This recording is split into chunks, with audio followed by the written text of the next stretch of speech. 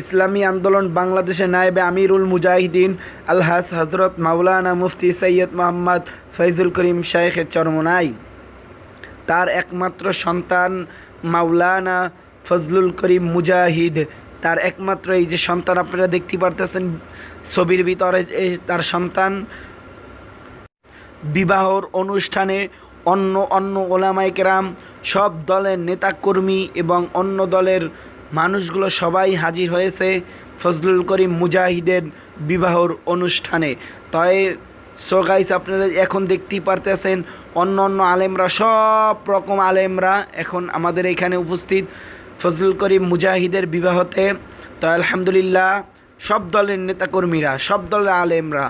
জামাত ইসলামের আলেমরা, তারপরে শায়েখ আহমদুল্লাহ হুজুর এবং অন্যান্য ওলামায়ে কেরাম সবাই